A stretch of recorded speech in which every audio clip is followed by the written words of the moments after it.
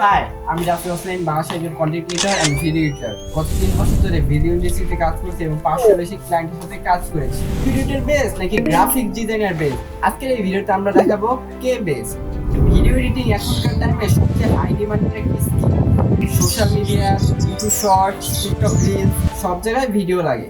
Content broom হওয়ার কারণে video এডিটরদের demand আজকাল দিন দিন বাড়ছে। গ্রাফিক ডিজাইনও লিকুইড ইম্পর্টেন্ট, যেমন logo design, social media post, branding, marketing. বিজনেসের আইডেন্টিফাই করতে ডিজাইনের অবদান অনেক বেশি। অ্যান্ড উইদাউট ডিজাইন ওয়েডেজ অ্যান্ড ব্র্যান্ডিং।